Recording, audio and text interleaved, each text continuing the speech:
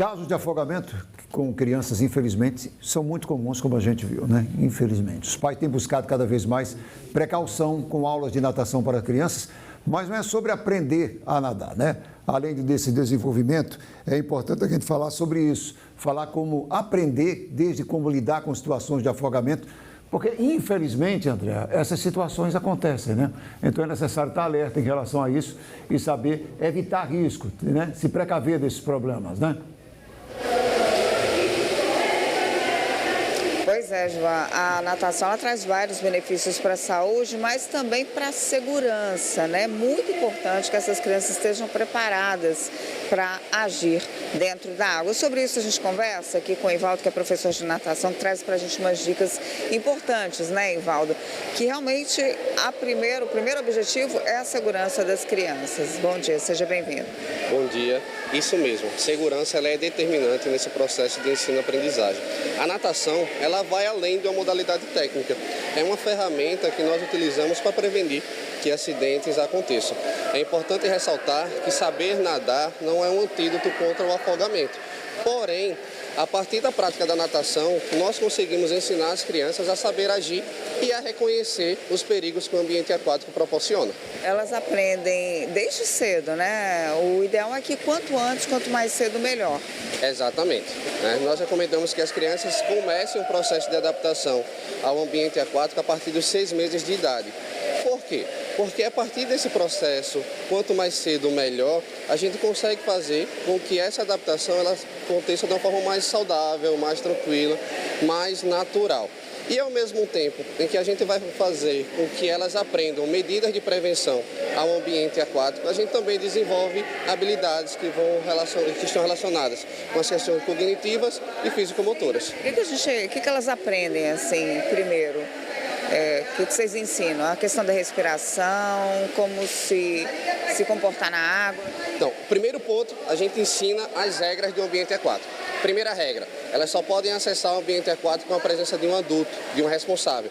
Mesmo que elas saibam nadar, elas não devem entrar no ambiente aquático sem supervisão.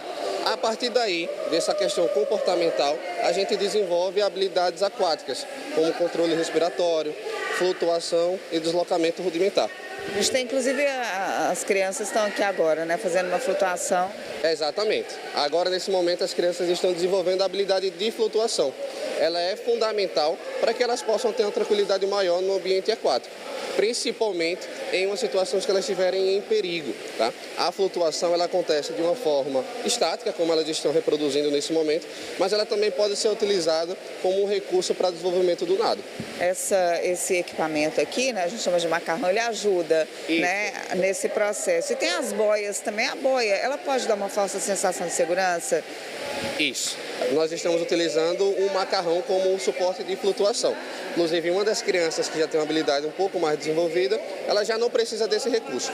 E as boias é um cuidado que nós temos muito. Existem diversos tipos de boias, algumas inclusive que são formato circular, onde as crianças ficam dentro apoiadas. Nós não recomendamos esse tipo de material. Recomendamos sempre a utilização de coletes, aqueles semelhantes a que a gente utiliza em situações de embarcação, de lancha. Ali sim a gente consegue ter uma segurança maior. Todas as outras passam a falsa sensação de segurança. Inclusive a gente tem vários casos de acidentes por utilizarem boias inadequadas. O ideal mesmo é aprender logo a nadar, né? E o cuidado dos pais, dos maiores, né, que estiverem acompanhando essas crianças também. A vigilância é fundamental, né? Não dá para deixar a criança solta. Exatamente.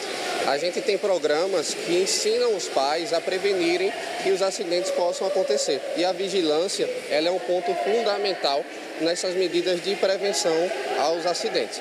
Um outro ponto importante é, se está ingerindo bebida alcoólica, não frequente o ambiente aquático, porque o seu aspecto cognitivo não funciona tão bem. Semelhante ao que acontece em situações de trânsito. Então, a supervisão para a criança, ela sabendo ou não nadar, é determinante para que a gente possa prevenir acidentes nesse sentido. A gente fala o seguinte, água no umbigo é sinal de perigo.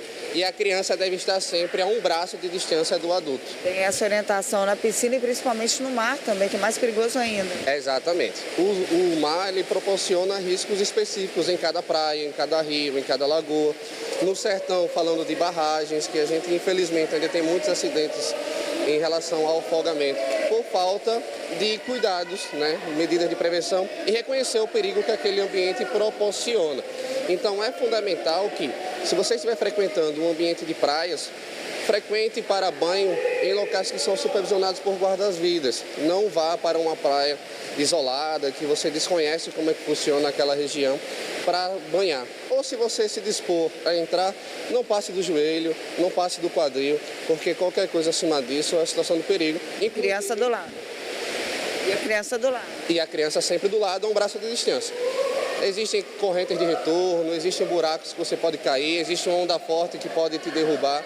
Então é importante que você possa se resguardar e evitar que esses acidentes aconteçam. Rivaldo, agora no caso de um afogamento, como proceder? Vocês orientam as crianças também, orientam os pais? Isso. Primeiro ponto é trabalhar as medidas de prevenção, isso é fundamental, né? Em uma cadeia de sobrevivência ao afogamento, a prevenção está em primeiro lugar. Segundo, reconhecer uma vítima de afogamento. A gente orienta as crianças a não brincarem de simular afogamento, não brincarem de perder a respiração no fundo da piscina. Então a gente ensina elas a reconhecerem de fato o afogamento quando ele está acontecendo. Em seguida, saberem agir. E aí alguns pontos importantes. Elas nunca entrarem para realizar o salvamento de uma pessoa que está em situação de afogamento. Se possível, fornecer materiais de flutuação para que essa pessoa possa se sustentar com a cabeça fora da água, com as vias respiratórias liberadas. Terceiro ponto, buscar a ajuda de um adulto responsável que estiver próximo à região e entrar em contato com o suporte especializado, que no caso é o Corpo de Bombeiro. É um trabalho que é preventivo, né? Porque é muito melhor, né? Agir na hora de um acidente é muito mais difícil, né? Você saber como agir, conduzir. Então a prevenção, começar desde cedo, melhor. Exatamente. A prevenção ela é determinante para que a gente possa evitar situações de afogamento. Não apenas em crianças, mas também em adultos. Tá certo, Rivaldo. Muito obrigada, viu, pela sua presença e pelas informações. Então é isso, a turminha que está aprendendo, gente, a partir dos 6 meses de idade, é a idade que os pediatras já recomendam, né? Para que essas crianças possam começar, os bebês ainda, a se familiarizar com a água, a ter todo esse contato e essa orientação que é tão importante, traz muitos benefícios para a saúde. A gente sabe, né, que a natação trabalha a respiração, trabalha o corpo, trabalha a mente, mas principalmente garante a segurança, né? A criança que sabe nadar, que sabe se virar na água, né? Não precisa ter a técnica de natação necessariamente, mas que saiba se virar, se proteger e entrar dentro da água de uma forma segura, e a supervisão do adulto, que a gente sempre reforça, que é muito importante. Volto com vocês aí no estúdio.